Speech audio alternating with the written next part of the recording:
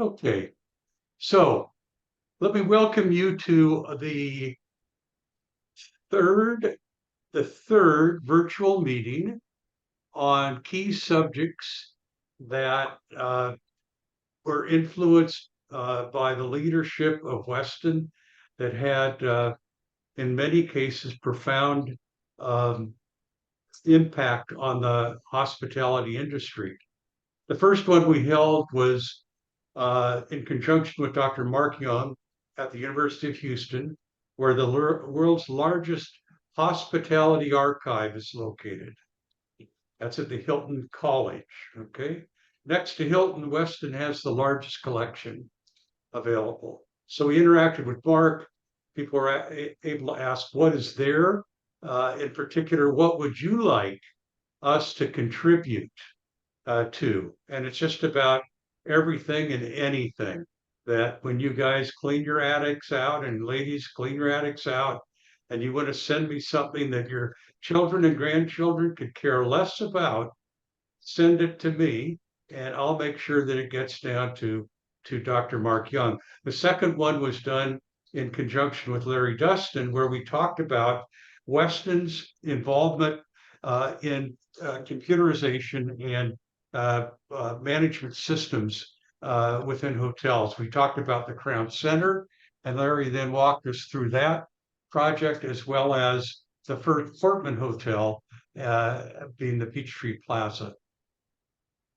So at this point, I am going to open a PowerPoint, and that will walk us through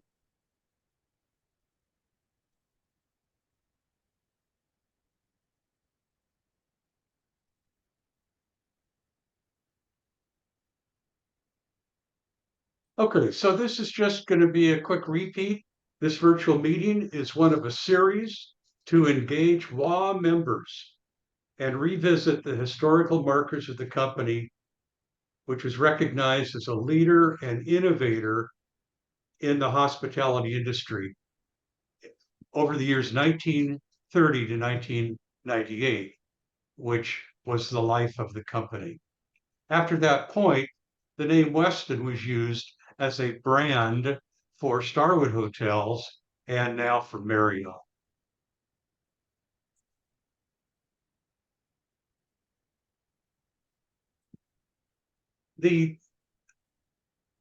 Before we can go into the subject of the Detroit Plaza, it's interesting, and I think you will want to know, what is the story?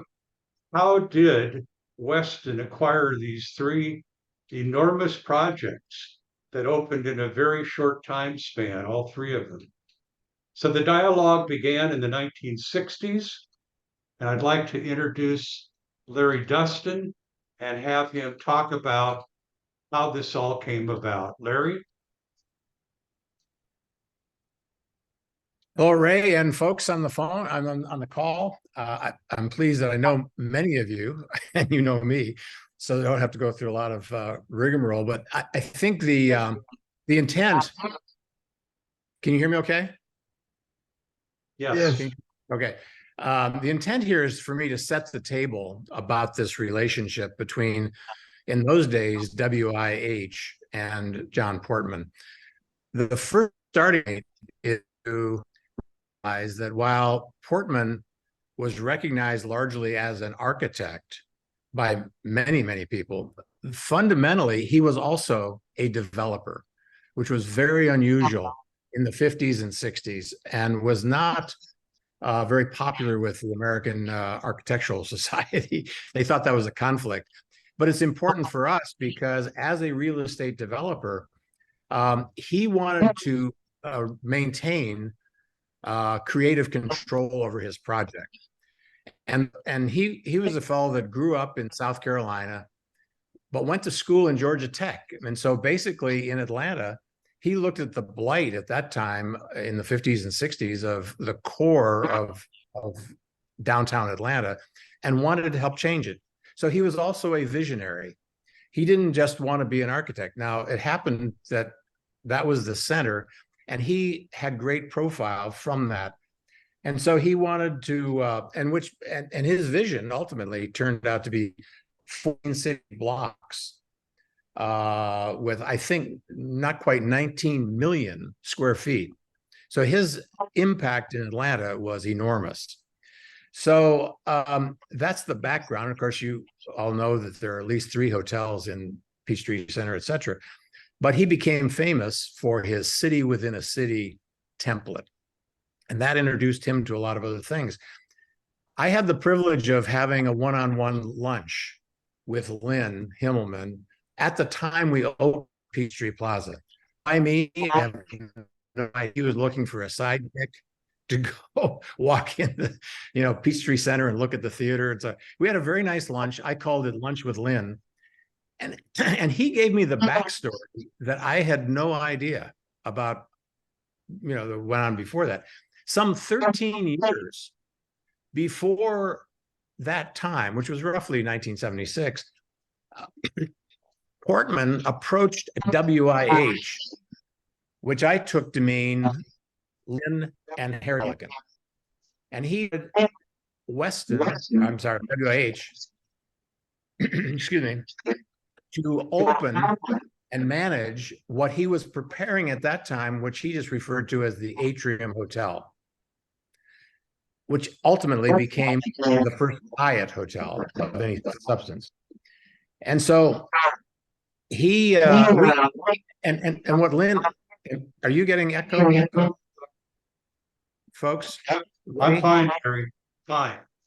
I don't know I'm getting a little feedback. I'm not sure why, but in any case, so Lynn said what happened was that they turned it down.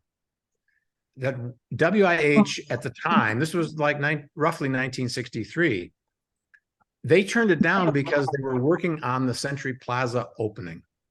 And as far as they were concerned, they couldn't accommodate both those things concurrently, but they also had made a commitment to POA for the Century Plaza financially. They run the splits. They had no more money. And so his expression was that they had bet the farm on Century Plaza and they couldn't do the Portman deal. So that was roughly around 1963. So roughly in the early 70s, around 71 or 72, is when Portman came back to WIH and said, we have these other projects. Well, by that time, WIH had changed, and so did Portman. WIH at that time had representation in United Airlines. They had more financial wherewithal. They had, more than 10 years of additional experience. They were looking for new ideas. Portman, meantime, had started as a developer to have other partners like the Pritzkers and Henry Ford and the Rockefellers and so forth. So he too had a different situation where he was working on farm projects. And he needed hotel. Candidly, in the early 70s, there weren't that many people. And Westin became his proprietor. That's the one he really wanted. It's interesting because in his mind as a developer, it made sense to have one hotel company to do it all. He'd rather negotiate one contract. And by that time, Western International Hotels had said, well, we really don't want to be making equity investments anyway. So let's just have a contract. According to Vert, it was really Harry's deal. But he also said Eddie Carlson was in the background. And by that time, if you're a developer like Portman, he simply felt more comfortable. And candidly, at that point in time, other competitors didn't have what Western International did, and that was people. He knew the enormous, and at that time, demand for staff, particularly senior staff, and International at that point had a very deep bench.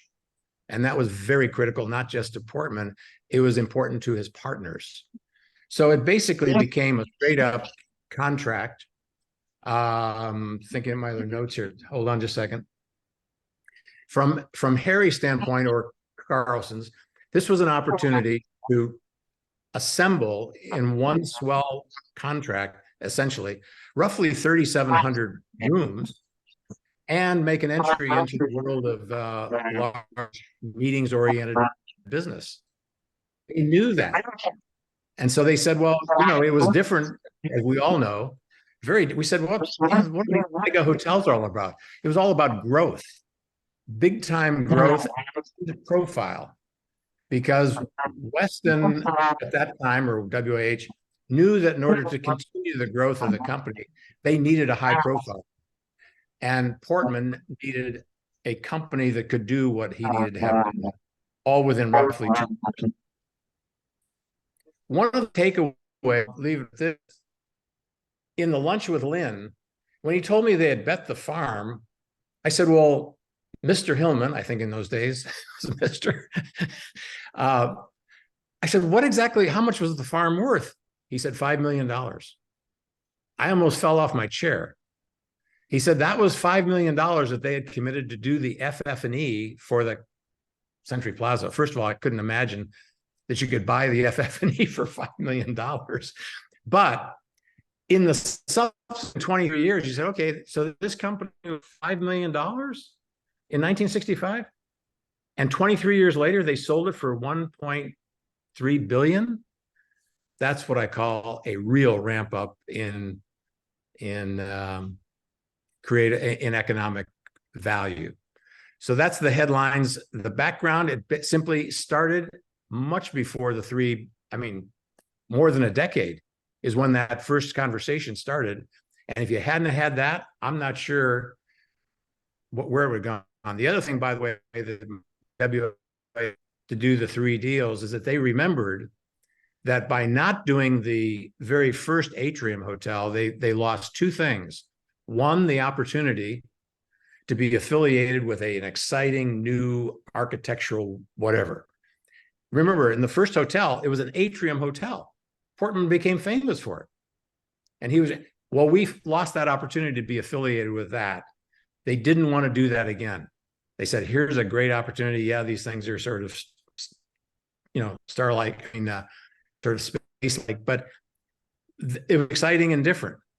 The other thing is that if by not doing the deal with Portman initially, they helped launch another major future competitor. That was not lost on them. They said, if we don't do this deal, guess what? We could be doing the same thing again. And they didn't want to do an instant replay. So they said, we better pay attention and do this deal. So that's how it came about. It started way before the 3 mega hotels in the relationship. And I would say basically the reason also, it's not immediately obvious, but it was because of Eddie Carlson. He was in the background and had I guess I'm trying to think of the word, but anyway, he had the industry gravitas to get these other large developers, not just Portman, but to get them on board too. So I'll be happy to answer other questions, but that's as brief as I can make it for the background. It had a lot to do with that very first decline of the Atrium Hotel in Atlanta. That's it for the moment. Ray? Ray, back to you. Turn your mic on, Ray. You're on mute, Ray. Yeah, I know that, guys. Okay, I'm trying to work between the PowerPoint presentation and this. So I don't have an assistant like many of you at your side, just adjusting your appearance and so forth. Okay, so this is meant to be an informal meeting. Okay, so we've still got Bill Moyer and Larry, who I'm going to introduce right now with microphones on, and that's okay. Well, there's another guy coming into Bill's office here. I hope he's not.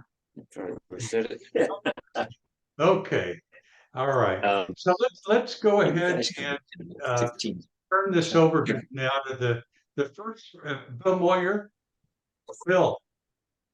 Bill, Yeah, will you please turn your microphone off?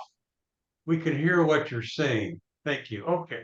Now, let's get back to the PowerPoint presentation and bring on the person who was the first one actually representing Westin in Detroit. And that is none other than Larry Steffen. Larry? Greetings, fellow WIH alumni, and also, of course, Detroit Plaza Hotel survivors. As soon as Ray has the pics up, I'll go through some description to have you enjoy some reminiscing.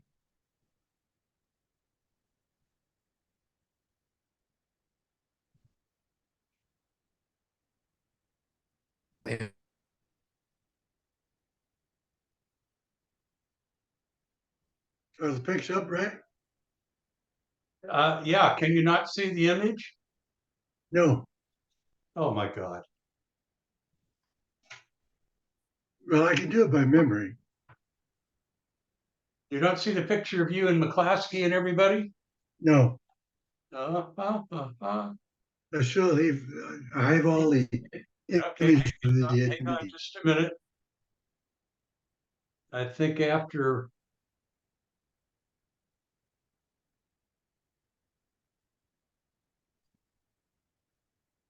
I'm going to have a Nancy Peel or Christine be my managers for the next one of these Zoom deals.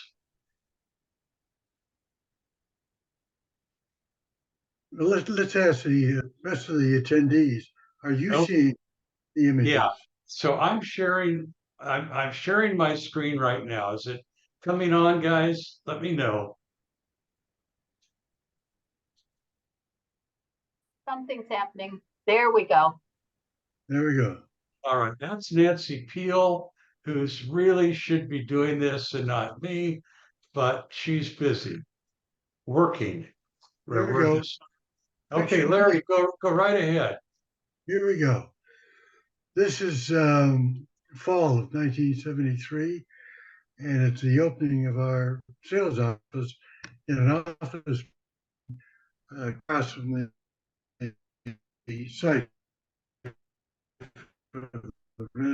who would be my boss for the next couple of years. And the young lady between him and myself is Chef Roth's daughter, who was sent out to assist us. And then across the way is John Steinbach. And I'm not sure who the fellow is on the far right, but I think some of you will, because he was at the Olympic for a number of years. Okay, moving on to the picture on the far upper left, upper right. There's myself and Ted Urban, Director of Sales, and Ron Olsted, National Sales Manager. And what we were doing is trying to figure out John Portman's schematics and models so we could design a convention brochure that would depict the multi-layers and levels of the hotel. It had 100,000 square feet of convention space that we had to fill. And plus, of course, the 1,400 guest rooms. I think it was 8 or 9 restaurants and lounges. Then lower right is a kind of a spoof of showing our early staff in 1974. That's Ron, Ted, and myself with our secretaries mimicking a trudging off to work. And of course, the work was in the background in early stages. Next. On your upper left is myself with a little further along in the construction, as you can see. The round structure in forefront is the hotel. The two structures beyond are two of the four 39-story office towers. There were two more to come, which you'll see in later pictures closer to us. And with me was Mr. Convention of that period of time. Bill Taylor, who was the executive director of the Society of Manufacturing Engineers, and also that year he was the elected president of the American Society of Association Executives. Now, he happened to, fortunately, have his headquarters in Detroit, so he became a real good friend to us. In fact, he booked one of the first of 200 plus conventions that we booked before opening for his annual meeting. Below that is Ron Olstead, National Sales, and our two visitors, which I'm sure all of you recognize, Lynn Himmel, Chairman, and Harry Mulligan,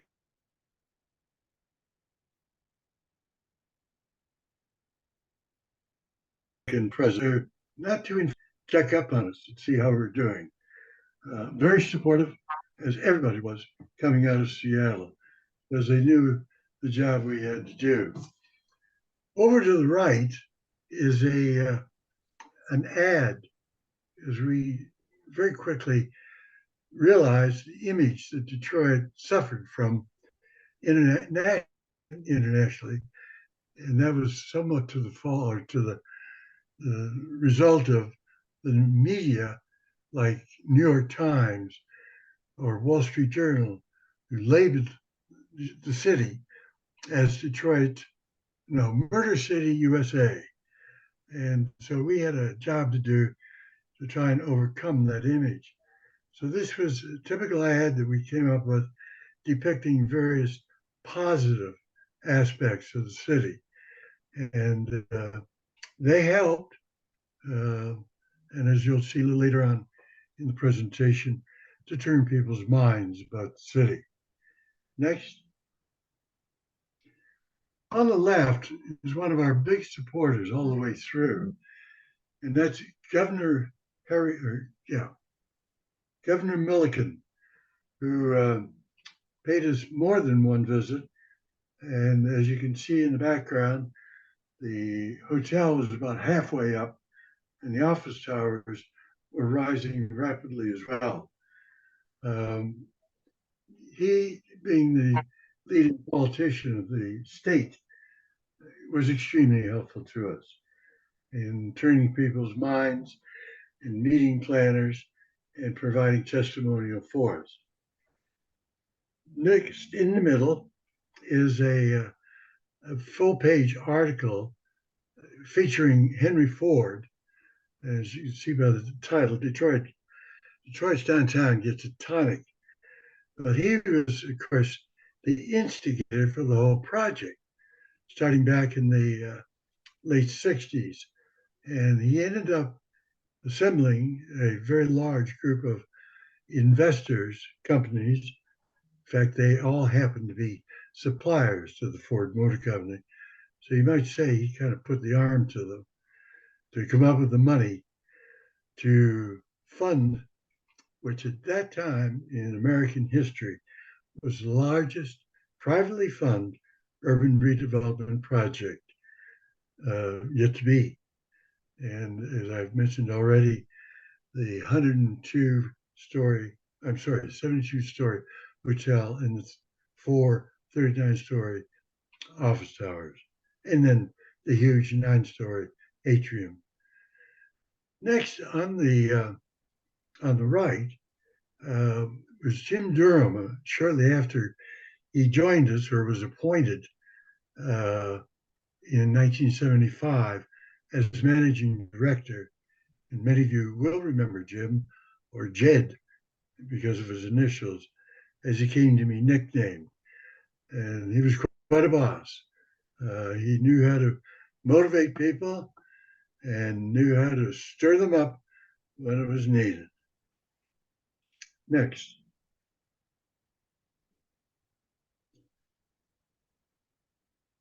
There we go. Operation Airlift. many of you may remember or have heard of this event. We had, of course, all the support we could get, possibly out of Ford Motor Company, because it meant a lot to them for the hotel to be successful. And one of the huge favors they did for us, we came up with the idea of I should say, to get site planners or convention site inspectors to the city to see what was happening firsthand.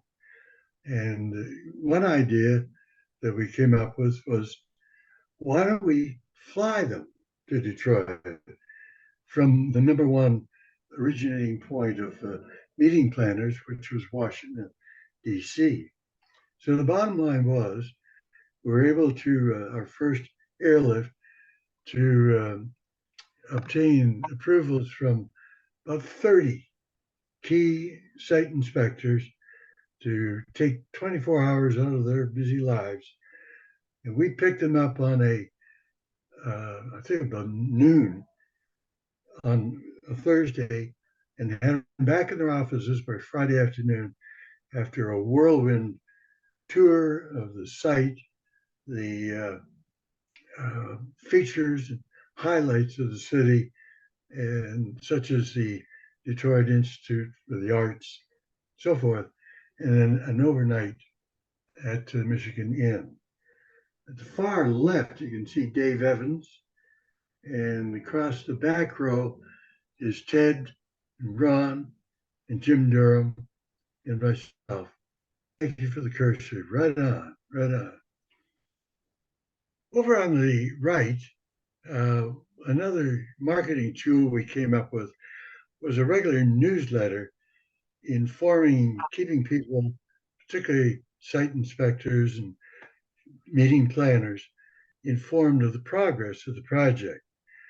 And in this particular issue, which was 1975, July, there's a bill that says 62 and counting. And what that is a status of our bookings to date. And amazingly enough, I'm going to read this to you. We had 62 conventions booked firm, relating to 262,000 room nights. That was definite.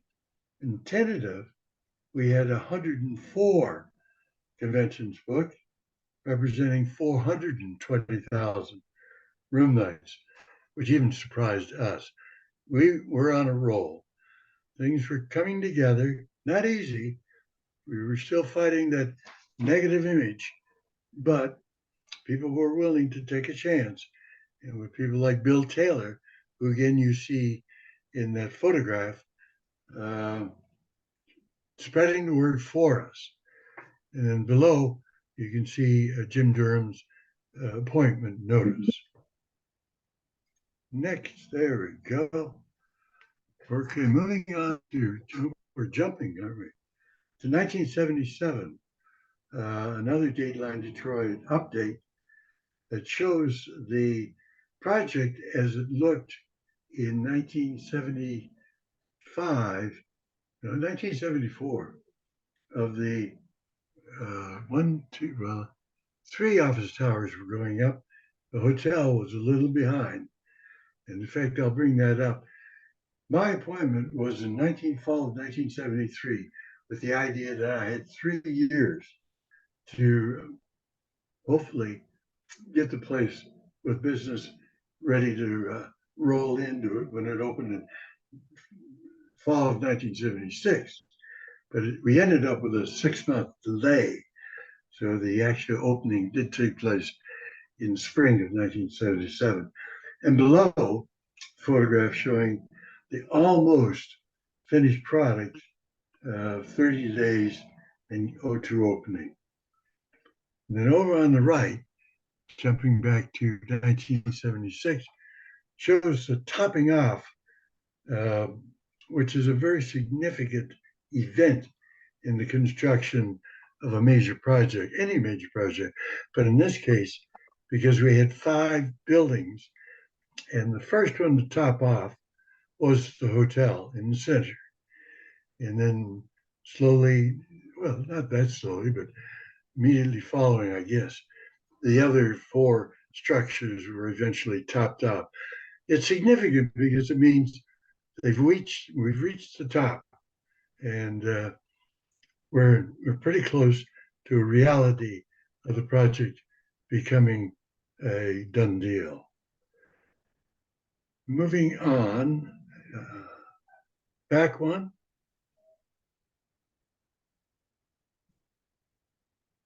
No, okay, there we go. There we Oh, go. Okay, you want that one? Yeah, there we are showing the finished product opened in 1977. I guess the photo large for the screen, but it sure turned out to be a pretty shiny project, didn't it? And interesting enough, I'll bring this point up. Henry Ford, as I mentioned, was the instigator and the mover and shaker of the project. And yes, some divisions of Ford did move into the center, but GM picked up and took over almost the entire one, I think it was Northwest Tower of 39 stories, and ultimately bought the entire project from the Ford and partners. As you can see, the GM logo on the top of the hotel. So interesting, the turn of events. I'm not sure what Ford sold it to the GM, but it was a mammoth undertaking on their part. Next. There we are. Now, if there's any way to move that picture, because in the upper right-hand corner is the image of the hotel, of the Renaissance Center. May not be able to. That's unfortunate. But what this is the 1977 marketing WIH marketing conference. And the first half of this conference took place at the Hotel Toronto in Toronto, which had recently opened. And then all members, all the people the attendees that you see in front of you, boarded a very long train at the Union Station in Toronto and disembarked at the Union Station in Windsor. And we then were bused to the headquarters of Hiram Walker Distillery, which is appropriate for a bunch of hoteliers, to have their picture taken with the project in the background in the upper right-hand corner. In the perhaps the recording, the image may show up because it's important to see across the Detroit River and how predominant that Renaissance Center was from a distance. So there you go. If you look hard, you may recognize some of the people in that. Back her off a little, or maybe, can you get rid of this? No. Okay. Sorry. Okay, there you go, Ray. We'll deal with questions if any of you have any at the end of the meeting. Thanks for listening and looking.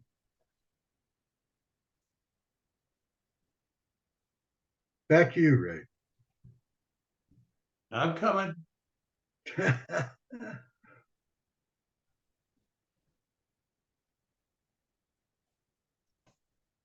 Okay.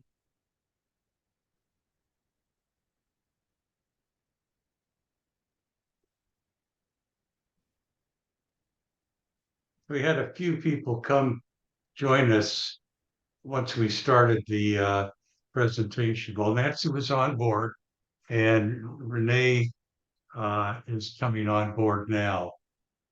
Well, Larry, thank you for that. I mean, any of us who have been in the hotel business know nothing happens without the sale, right? So when you talk about those numbers of before opening, gosh, I wish we had 5% of that when we opened that tiny little hotel in Fort Lauderdale on I-95.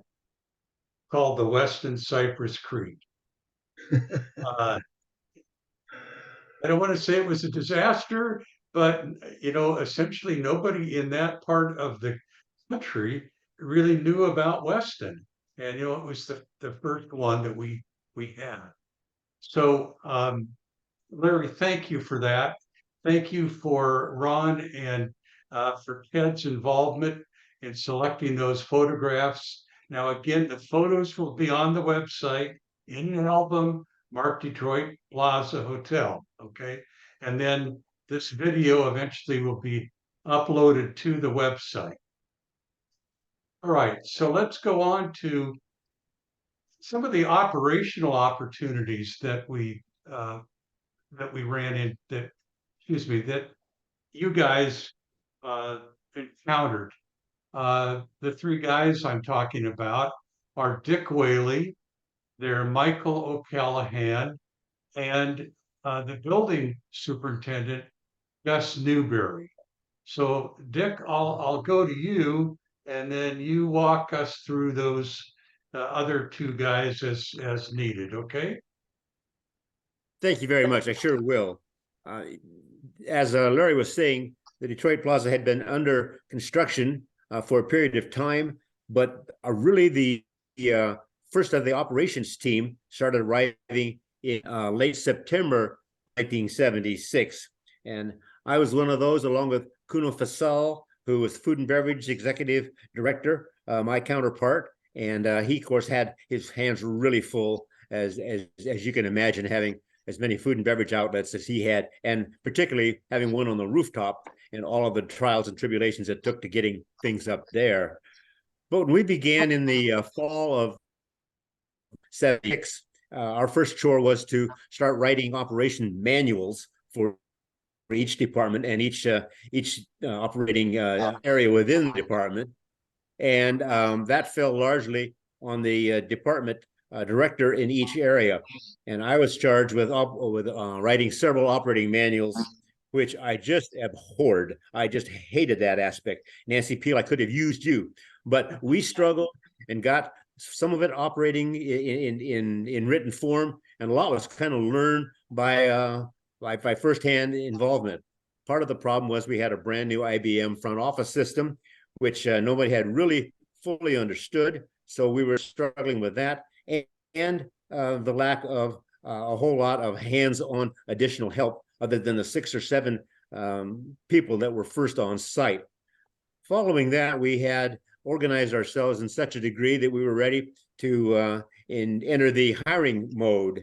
And that was going to be a huge undertaking. And during that period of time, probably a month to 6 weeks prior to opening, we undertook a major hiring effort in town, and we set up a shop, if you will, in large operating area, open space, and we draped that with pipe and drapes like you would for a convention center, an exhibit hall, and we had about 25 little exhibit halls, little exhibit areas, 8 by 10 pipe and drape with a table in front. And each of us would sit and interview potential applicants from the greater Detroit area. That went on for a week and a half or so. And in process, we probably went through between 15 and 20,000 applicants. All of this was kept track of manually. We didn't have HR systems that would accommodate all of this being input right on site. So this was entered into the system. Eventually, we ended up with about 2,000 employees prior to opening, knowing that we would be weeding through that group and probably getting out closer to 2/3 of those by the time we finally opened. So hiring was quite an event, along with writing all of the operating manuals and bringing on department heads, the people we'll be talking to in a couple of minutes. Those all came on. Michael Callahan is going to speak with us, as well as Russ, our maintenance director, and they can give us some of the ongoing tribulations prior to opening. So I'd actually think that maybe Mike will be able to help us with his chores. And we also want to be certain to get garage manager Jerry LaChapelle in, because he was instrumental in dealing with one of the more exciting opportunities that is keeping track of all the cars that the Valley people had responsibilities for. Michael, could you start with a little bit of some of the follow-up operations, maybe a little bit of the front desk trials and tribulations? Thank you. Thank you, Dick. So, the hotel, the Renaissance Center was named the Renaissance Center because it was Henry Ford's thought that it would be the Renaissance of the city of Detroit. And with that, it was just a gigantic event for the community. We opened up, as Dick said, in March of '77, and we had 4 assistant managers. I was one of them who arrived there at the beginning of the year. The IBM System 7 that Dick spoke about was a computer system that was not really adapted for the hotel community. And on opening day, when the doors were open there, we had media from all over the world, and we had people from probably the tri-state area just coming in and wanting to see the place. And of course, checking into the hotel, which we opened at the time with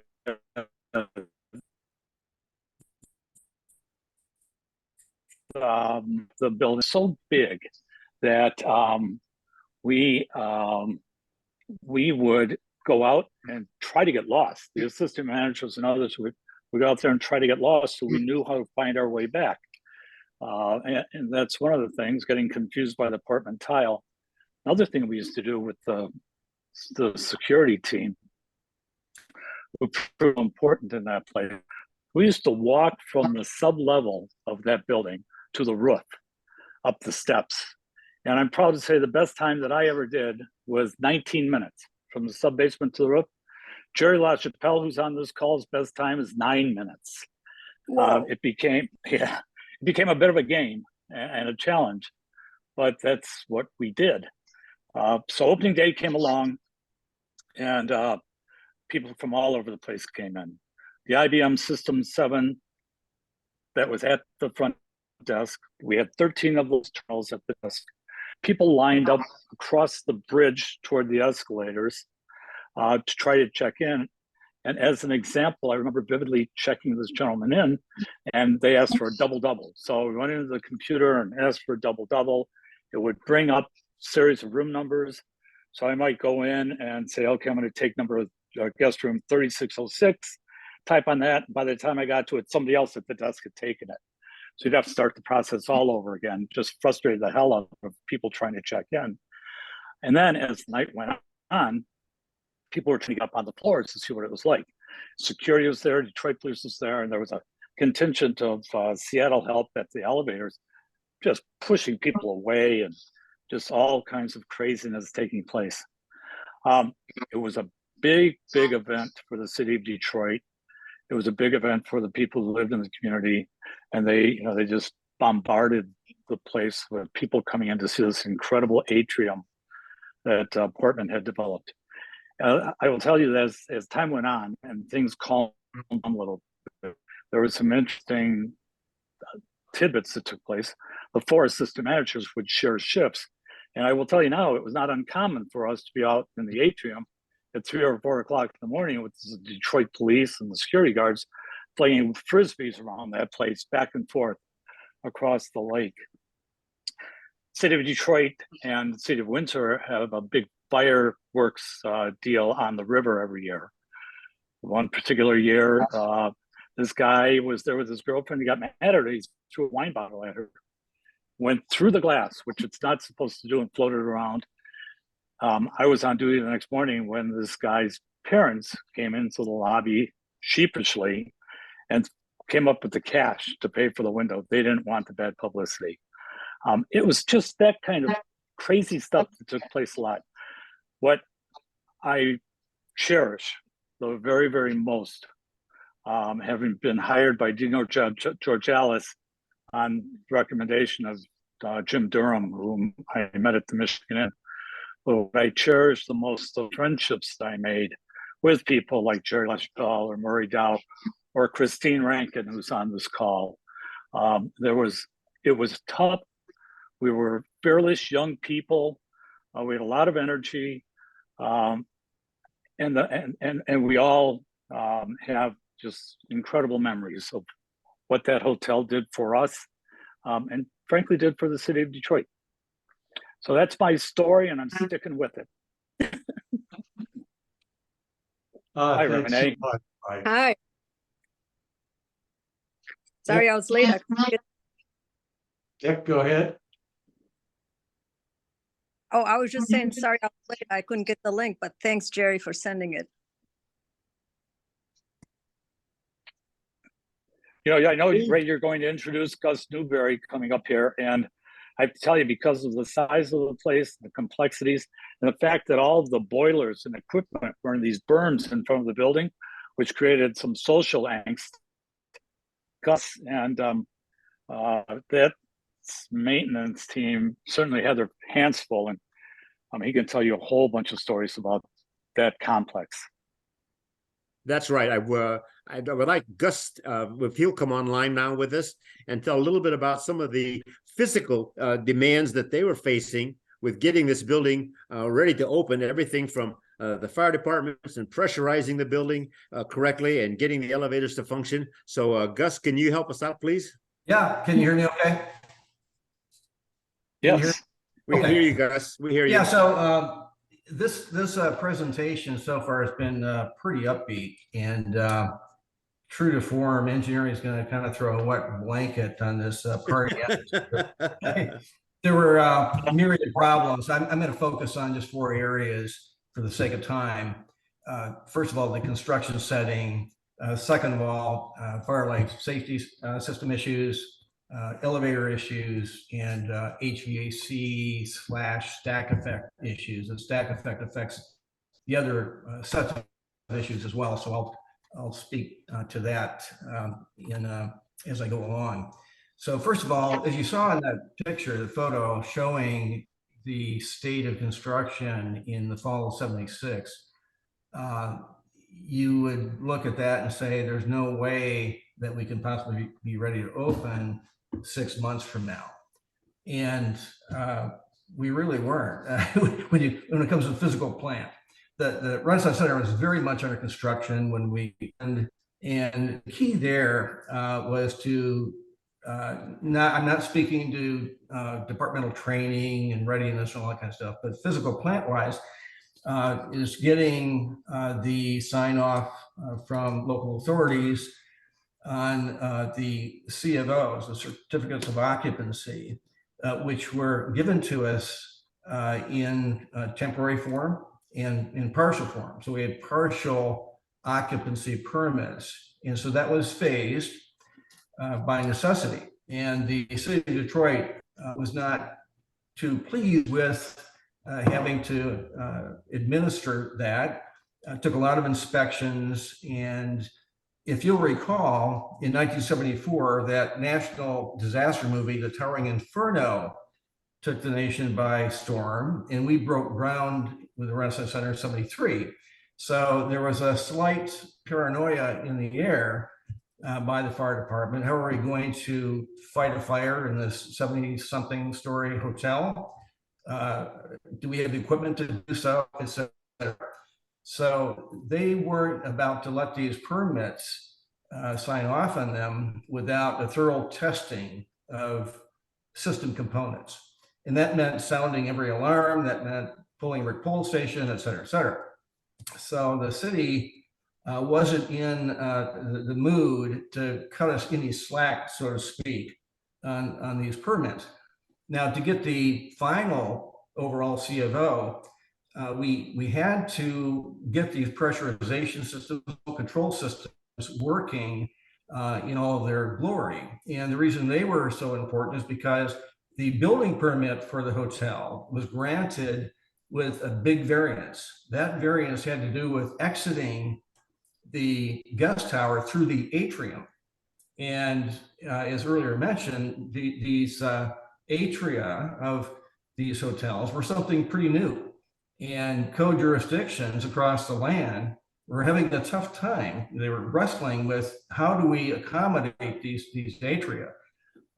Even in the latest edition of the Life Safety Code that local codes incorporate, they still are having a tough time dealing with atria. So we depended on having a bunch of smoke extraction fans in the atrium, pressurizing the elevator shafts and the two stairwells. And getting those systems to work was really impossible with the so-called stack effect. Now, the stack effect is where it depends on having cold weather. And we had the coldest winters back to back. 76, 77 was very cold. The Detroit River almost never freezes over with an 8-mile-an-hour current. It froze over. The following winter, likewise. So the stack effect is where more buoyant air flows up through the hotel cylinder and exits out of the top of the chimney up in the 74th floor penthouse, which is all machinery.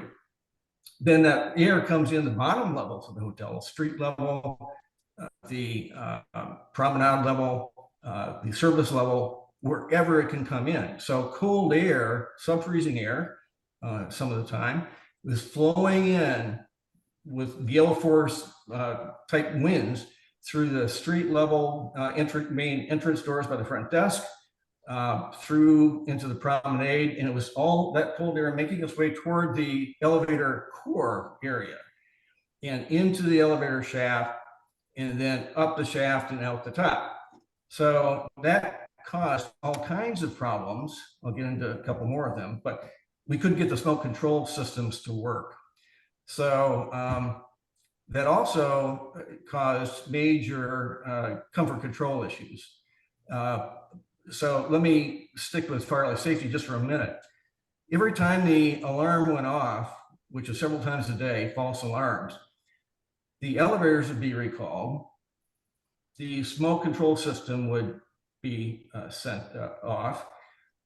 The fire department would roll and come up to the main entrance because that's where the firefighters panel was. And so that occurred several times a day. And it was like we were continuously surrounded by fire trucks. And the alarms were always going off. But hey, we just dealt with it and we got through it. The guests had also seen the towering inferno. They were a little bit nervous. But their main gripe was the fact they couldn't go anywhere because the elevators were recalled. So we did get into the habit of putting the elevators on bypass and releasing them to service, to aborting the alarm so it wasn't going off all the time. So we had fire life safety issues that the city to some extent did kind of work with us on. But we finally managed, after much remediation work, we finally managed to get the systems to work. Back to construction, I think those of you on the call remember the incessant jackhammering and concrete chipping and all construction noises reverberating through the air and telegraphing through the structure. It went on and on and on. Meeting planners were pissed, rightfully so. We finally tried to institute a procedure that involves stop work orders and permission to make noise during certain hours. Well, that didn't work very well. So that construction noise, combined with the fact we still had hard hat traffic in places we didn't want them. Security made some effort to try to keep construction workers out, but after all, the hotel was still under construction and had a vast punch list to work through. And so our guests were exposed to hard hat construction workers and all the construction noise for many months to come. Let me finish up the fire life safety part of the issue just by saying that we had a very good emergency action team responding to these calls and knowing what to do and how to do it. It's amazing that the guests were as tolerant as they were. But again, I think that the elevator issue is probably the most pronounced of the grievances that they must have felt. Now, further contributing to elevator issues, because I think that from a guest perspective, that had to be complaint number one, because we had a shortage of elevators. They were slow and being turned over to us. They were being shared with construction worker transport, FF&E transport, although much of that was scheduled to take place at night. We had many issues with the elevators, malfunctioning, and we'd have to take them out of service and lock them out till a notice mechanic could remedy the problem. And we got to the point where we had to have 24/7 a notice mechanic on board just to deal with these issues. But it did all diminish the response time of the elevators, and it wasn't unusual for there to be 15, 20 minutes, sometimes even 30-minute wait times up on the guest floors. And you remember the mass of, the body crush of guests waiting to get an elevator in the street level to get up, especially when the meeting broke during peak periods. It was awful. The elevators were not ready for prime time. And of course, combined with the recall from the fire life safety system, elevators were the chronic issue. And I'll be happy to answer more questions about that when we get into Q&A.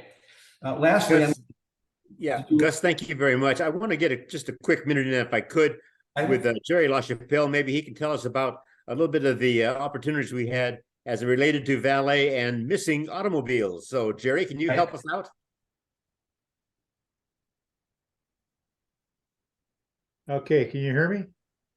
Got it. All right, yeah. Yeah, thank God you were there, Dick, because you were the guy whose shoulder I kept crying on all the time. Trying to run that parking system, which wasn't also ready for prime time. But not only that, but HR gave me a bunch of convicts to run it with. And that was rather difficult because every third car, I think, was going out the back door there for a while.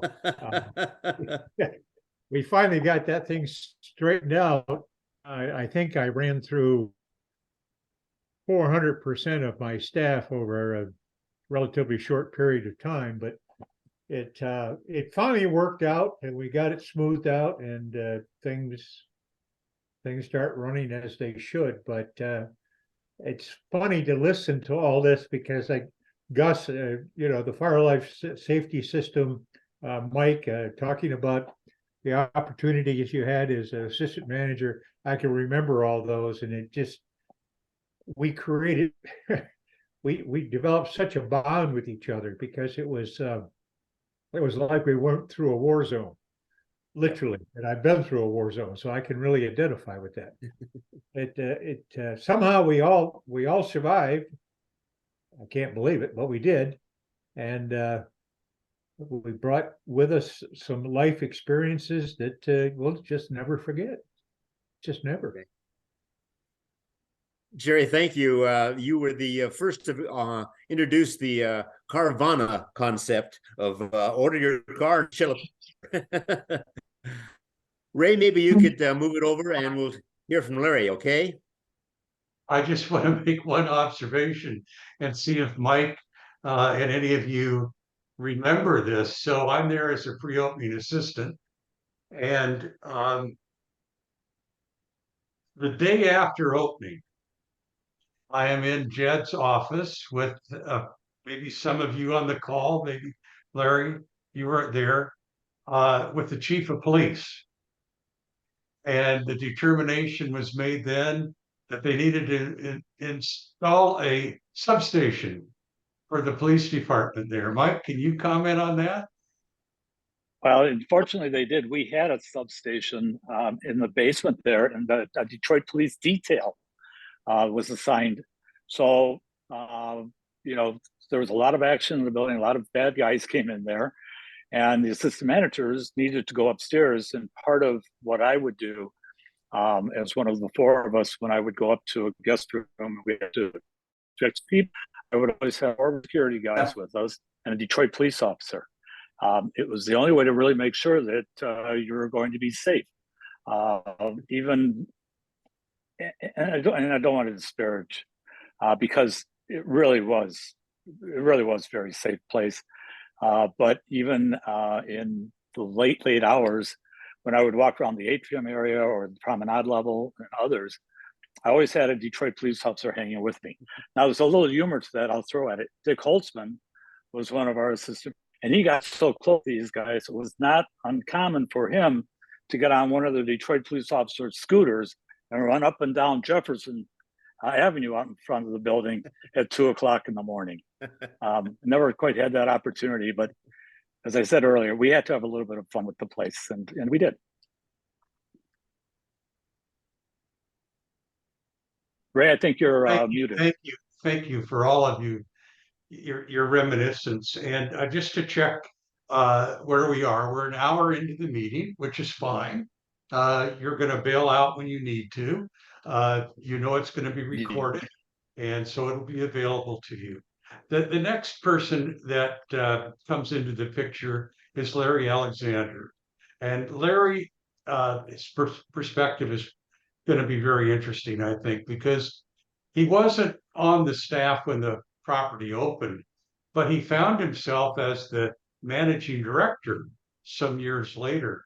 But then, even beyond that, he found himself as the director of the Detroit CVB for over 20 years. So his perspective is not only as the manager of this property, but the impact, seeing the impact and the value of this property over the years. And it was just in the last couple of years that that Larry hung up his what? Your spears, Larry, because you're a Texan. Yes. Yes. And yes, thank you, Ray.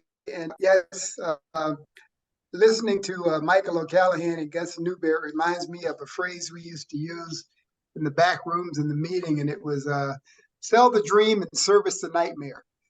And that's what we all learned how to do when we were working in that facility. I moved to Detroit in August of 1993, and I was fortunate to follow a number of really great managing directors that had been there and worked there, and worked out a number of issues with the help of many of the people here on this screen before I was brought to town. I guess I would say I was fortunate that I got a chance to work in two of those Portman properties, the one in Atlanta and the one in Detroit. Don't ask me which one is better, because they both had their issues that had to be addressed. But coming into Detroit, I remember talking to a number of people prior to getting to town to try to get some perspective and feedback on how the property was viewed and what some of the issues were in that hotel.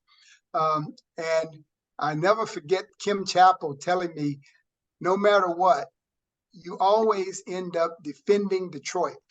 All the improvements that were made in the hotel, all the things that were done right, all the great staff that we had and the leadership team that was there, you always had to defend Detroit, because as you've heard, many people say Detroit had a reputation and we had to work that. So when I came in, I really thought that I had maybe 4 priorities. One was to really be sure that the hotel was part of the community, that it was viewed for what it brought to the table from an employment standpoint, an economic standpoint, and how people use that facility for the benefit of advancing the story of Detroit. The second was figuring out ways to motivate the staff.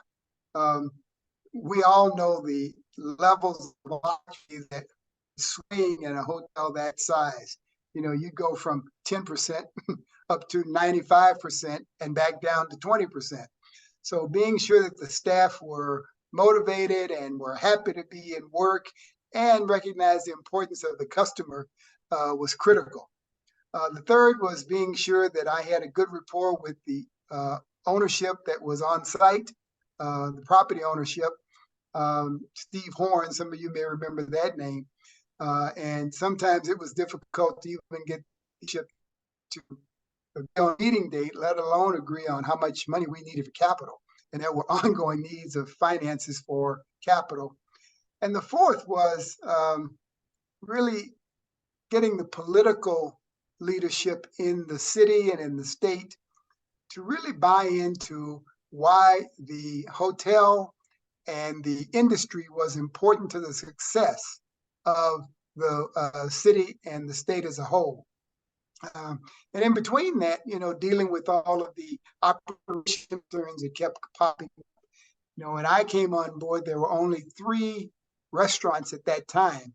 We had the Rooftop, we had the breakfast restaurant, and then we had an Italian restaurant that was doing fairly well, I might add.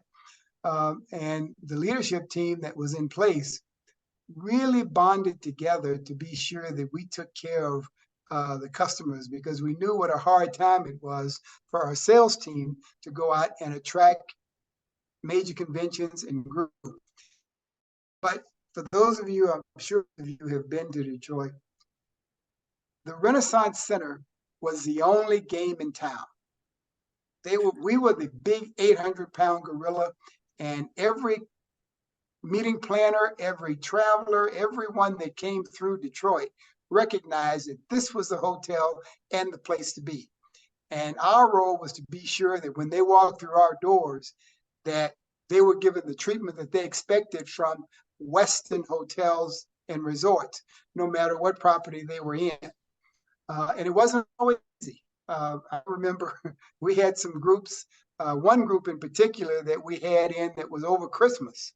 And you can imagine how difficult it is to get people to work on Christmas Day, let alone with the religious background that the city of Detroit has. And most people want to be off with their families or be in church that day. And then on top of it, when the group was checking out, we could see people checking out with our sheets wrapped around their head because they had that distinctive green band that went around, and pull them aside and remind them that they couldn't walk out with our linen wrapped around them. But I would have to say that the team of people that we had there, and I think at that time we had a little over 1,000 employees, really understood that they had a significant role in the success, not only of the hotel, but the success of Detroit. And when people left the city of Detroit, they left recognizing that Westin was there for a particular reason, that Westin was going to do its part to uplift the customer experience, and it was also going to do its part to uplift Detroit, because we couldn't walk away from where we were located, and we wanted to be sure that our customers had good things to say about the people, the facility, and the city when they left town. Now, that's a real brief synopsis of looking at the overall picture of what we had to deal with in the hotel itself. I say I was very happy to be a part of that product and a very part of the team that was there. And no matter what, every single day there was a new challenge, as you heard people like Gus talk about. But, we weathered the storm. And the key for me was to being sure that people recognized that no matter what the storm was, they had a responsibility. And the responsibility was to figure out a way to deal with it, to make the customer happy.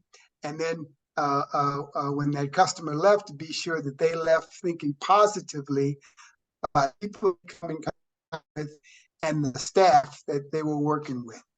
But I tell you, we had some great groups that we came in. I remember, I think it was a G7 that came through town.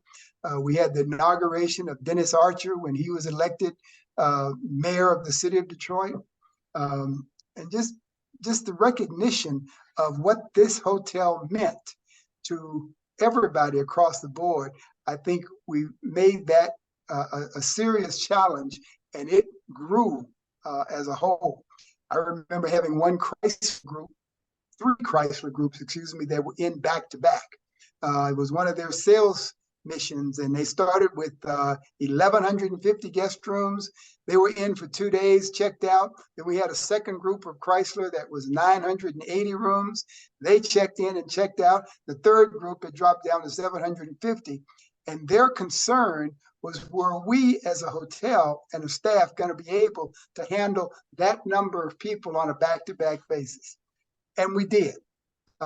And the recognition of staff was a critical thing that made them feel like they had had a successful trio of meetings in downtown Detroit. Now, Red also asked me to move into my next role, which was CEO of the Detroit Convention and Visitors Bureau. And, you know, on the front side, when I was in the Renaissance Center, you know, the hotel was always first and the city was second, but you couldn't ignore the fact that they worked together. When I switched over to the other side in the Convention and Visitors Bureau, the city was first and the hotel was second. But by no means could we negate the fact that the hotel was critical to the success of the Convention and Visitors Bureau as a whole. You know, we had the big hotel, which was downtown. We had a second hotel, which was out in Dearborn, which was the Hyatt Hotel, and they were 750 rooms. And you know, that was the Ford project that went up in Dearborn itself. The Renaissance Center was, no question about it, the big hotel, the only game in town, and was recognized as being the hub for all major conventions and groups that came into the city of Detroit. We had issues at the convention center. We had issues with taxes. Anybody who flew into the airport recognized that there were issues in the airport. You thought you were flying the country when you landed at the airport in Detroit. But again, pulling the community leaders together from the hospitality world and being sure that they understood the challenges that had to be faced, no matter what the ad campaign was. But the fact that once we brought people to town, we as a whole had to work collectively to be sure that when those individuals left our city, that they felt that they had the best experience of any city that they were going to go to or had been to. Detroit has its image problems. Some of them were deserved, some of them were not deserved. However, the key fact that as a community we finally came together on was we had an issue that we had to address, and the only way to address that was being sure that we understood the importance of hospitality and the hospitality that we as a community and as a city and as a region could provide to all of our meeting planners when they come to town. And if we had those meeting points out and helping us to sell what Detroit had to offer, it would mean more money coming into the city, more people coming into the city, and everyone would recognize the growth that we would achieve by having the reputation begin to change out across the globe. And it did. We were able to host some major sporting events. You know, we had a second Super Bowl in Detroit. We had an all-star game. We had a Ryder Cup golf tournament. We had the Final Four. And so all of these events that came in were important to help change that national image and national reputation. One of the things that I did from a personal standpoint when I first sat down in my role with the CVB, you know, we all have, in those days, I had a big yellow pad, it was legal size, and I'd write down things that I wanted to accomplish. My biggest goal was I wanted to be sure that every single year, whether it was 1, 2, 3, or 4 events, we had a national or an event that would bring national or international attention to the city of Detroit. And by doing that, we were able to change minds and change perceptions and have people go out and say, wow, Detroit's not as bad as I thought it was, because it wasn't. We had some great assets. We had great people. We had a lot of wealth that was in our town. You know, I mean, you look at the billionaires that are still here in Detroit. A lot of cities can't say they've got as many billionaires as they do in our city, but they came on board and they were part of what needed to be accomplished in the city. And from that standpoint, that's what helped Detroit turn and become more successful from a hospitality standpoint and an economic standpoint. All right, I think I've talked enough, Ray. I'll leave some time for question and answers, but I want you to know that Detroit is still on the upswing. No matter what you may hear across the board, it's going up and up and up, and it will continue. Well, listen, I know you had a little help from one of the people on this call over the years, and that was Yes. none other than Michael O'Callahan. Michael was with me. I first went out and brought him in, and he was my right-hand man at the Convention and Visitors Bureau. And boy, did we have some discussions about the crap we were facing. Well, listen, I want to, before we do the questions, just each of you that spoke, I'm just so impressed. You're so articulate.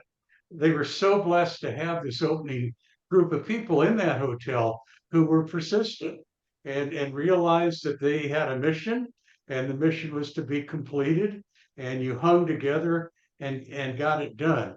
You know, I was not an opening, an opening full-time equivalent at Detroit, at Atlanta, but I was there as a pre-opening assistant. I was there as a pre-opening assistant in Los Angeles, and in Detroit.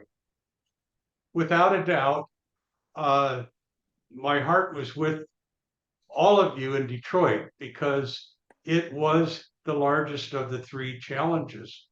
And one of the sad things that I realized in visiting those three and then working at the Peachtree Plaza for a number of years was how out of touch, and Larry touched on this, John Portman was on what was required to be in the hospitality business. If anyone has tried to check into the Peachtree Plaza Hotel, what do we have? About a 50 by 60 space to unload cars? You know, we come in a side entrance. So just all those little things became so, I don't want to say difficult, but you would assume at that point that an architect would have addressed that. And I understand that you have footprint, limitations and so forth. Thank you to the presenters. So now, please put your hand up, and Pat, go right ahead and address who it is you'd like to speak with.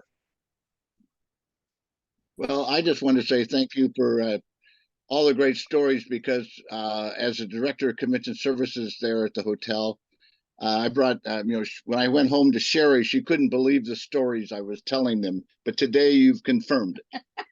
I don't believe you. I mean, I was there for a year and a half. The kids asked where Dad was. They said, "Is he on a sales trip?" No, he's downtown. But I also wanted to thank Larry and Ted Urban and Ronald double booking and all those different things. Because all the rest of us here on this call got to sort that out and make it work. I mean, Jerry, all the stories of the touring the hotel, all the different things, I recall those vividly. But it was a great experience. And when Jim Durham said, "You can come to Kansas City with me," I will go. So, thank you all for being here today and reliving the stories. And thank you, Sherry. You believe now? Finally got to do it. Oh, who else has a question? Go ahead, Larry Steffen, please. Right on. I just want to acknowledge a person who's attending who didn't go through our opening, but did at Peachtree. And he was a big help to me and to others to share his experience. Bill Moyer, would you have a word for us? Turn your mic on.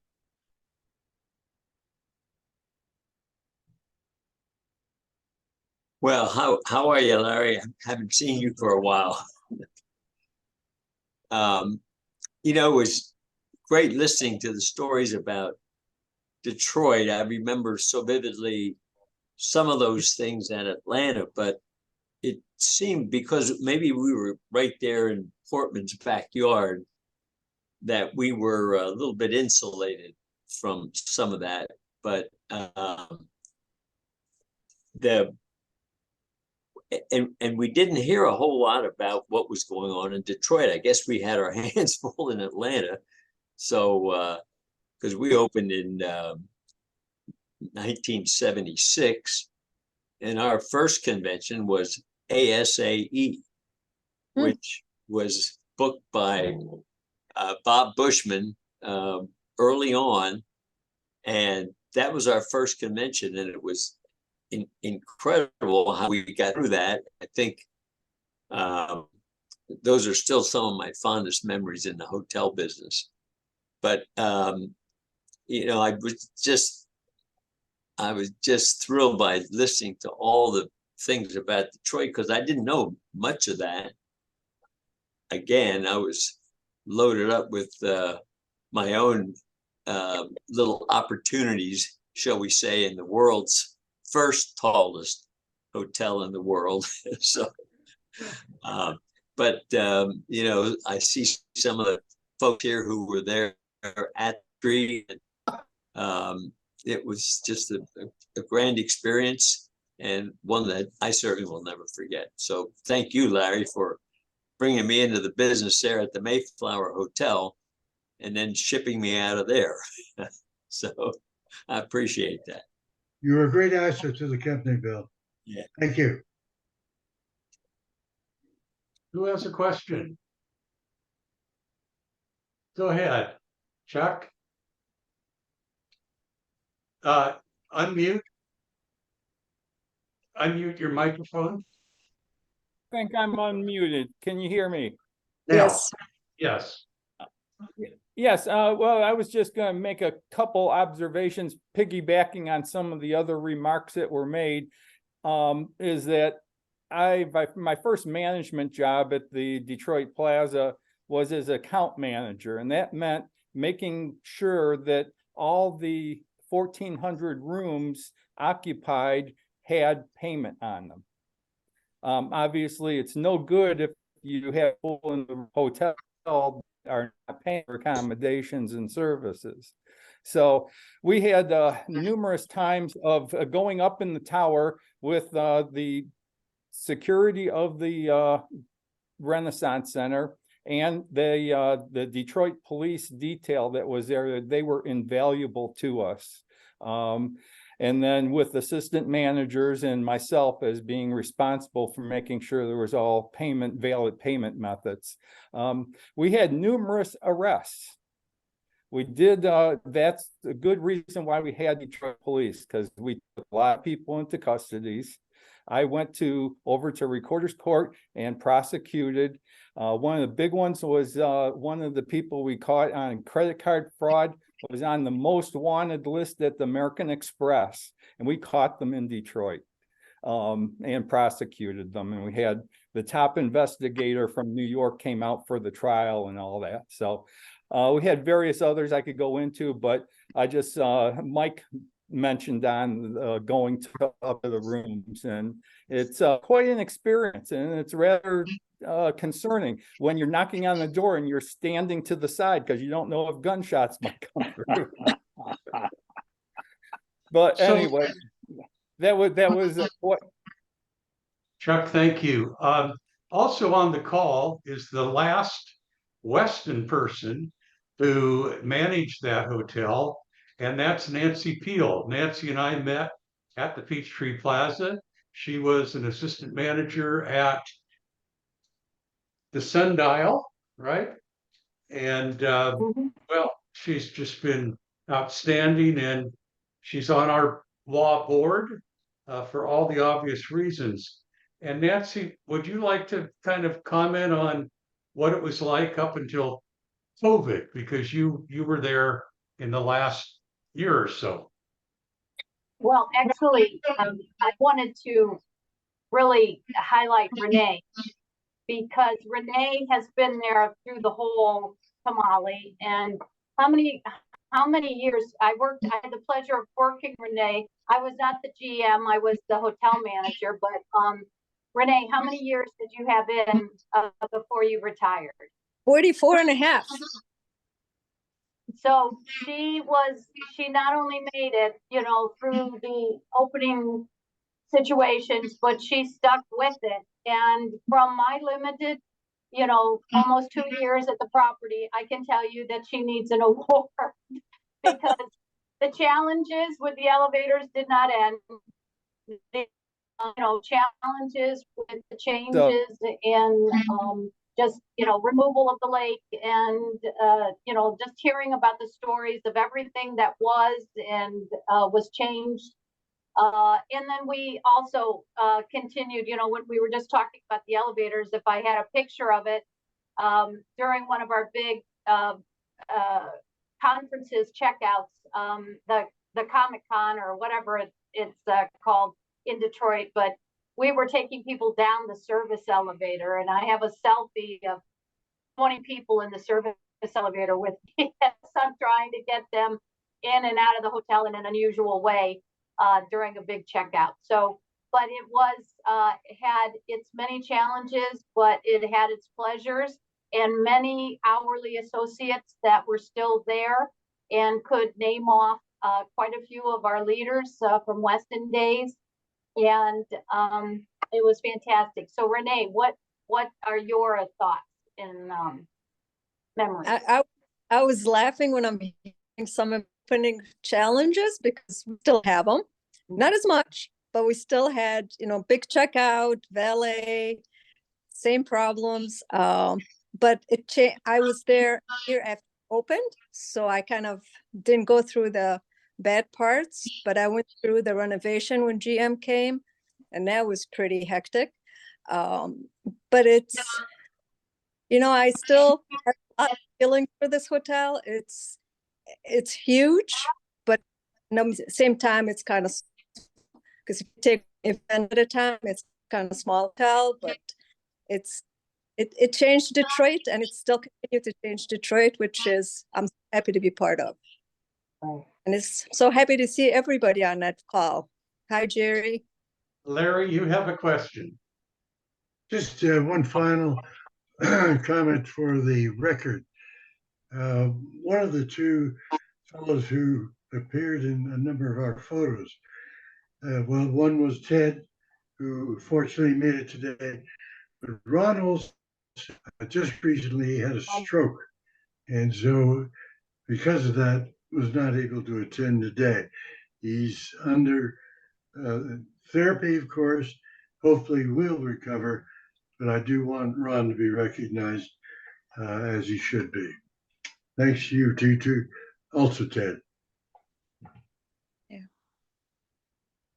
Well, it's Detroit all the time today, right?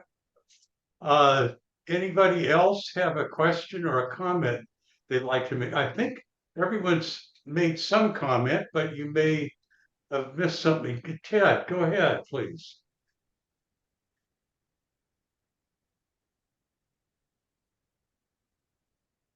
Hi, Ray, did you call me?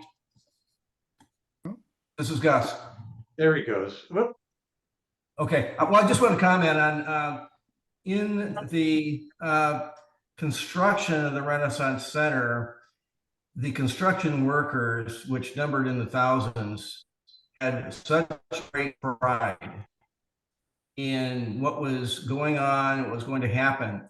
And I think that you really have to thank them with all of your heart, because although we sometimes curse them and try to get them out of the way, they were more than helpful in getting the ball through the hoop for us. They had such great pride in building the world's tallest hotel, private development on the planet. To be part of that was something very special to them. So when we came on board and were sort of pushing them out the door, they left, a piece of their heart in the hotel, in the Renaissance Center. And I just want to acknowledge all the hard work, the blood, sweat, and tears that they put into building that place. It was just what went on from a construction standpoint. lots of hardships, lots of shoutouts, lots of everything. You talk to those guys and gals as the place came to finish, and they really cried in some cases. They were so emotional about the Renaissance Center and the hotel. I just want to acknowledge them. Thank you, I have a Gus. question. I have a question for everybody. Would you do it all over again? A heartbeat. Yep. Absolutely. Yep, I take it. You know, but just and use everything that I learned the first time, and multiply that the second time around. The only thing we Jerry. have going for us is our youth. That's right. Jerry, I would do it in a heartbeat. There you Ted, go. Ted, did you want to ask or make a comment? Yeah. For those of you who do not get a chance to visit Detroit, I get there every July. And it's impressive to see the building, to see the people inside the building enjoying themselves.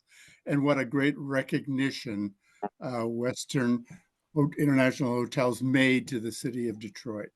Because it kind of, yeah, there was some good, a lot of good memories, and there was some bad memories about having to diffuse the impression it had once they've read the newspapers. And so, you know, going to see people and people shaking their head like, I can't go to Detroit. My board won't vote for Detroit. And then you just keep moving on until someone says, good idea. I think Detroit would be a great place to meet. And so with that being said, I'm still impressed by the building, by the people working inside the building, and what it's done for Detroit. Hey, to say it was your smile that brought them all to Detroit. Not always. Thank you, Pat. And it was kind of like, I know something you don't know. Well, Ted, I sure like looking at the pictures of you with your plaid suits. I had a couple of those too. Well, Plaid, listen, as you can well tell, plaid was the color of the day in Detroit. Yes. Well, listen, everybody, my best to you. Keep on doing what you're doing. You know, no inertia among us. Keep moving all the time. We will prevail. And thank you all. You're so articulate. Gus, I'm just sorry that we never got to work together.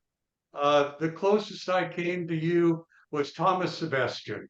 And I hope you remember Thomas.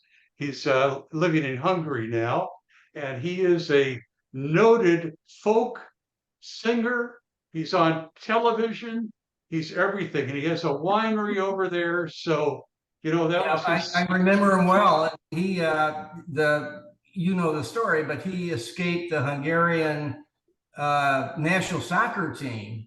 Yes. He made his grand escape, and while playing in Europe, and wound up over here. So he was a great soccer player, professional level. Well, all right. I would love your comments, maybe in an email after you digest everything. I will get the photos on the website. I'll download this meeting and get it on there too. And for those who didn't get on the call, you know, they can be reminded again, like I said in what we sent out to everybody, this is being recorded and where it can be found. Also, I'll get it on Facebook if we can. It's a little long meeting. It's an hour and a half for Facebook is maybe too much, but we can get it on the website. Thank you, everybody, and have a great rest of your day. Thank you, Ray. Everybody. Thank you, Ray. Bye-bye. Thanks, Ray. Thanks, Thank Ray. you, Ray. Appreciate it. Bye, everyone. Bye, guys. Bye. Bye.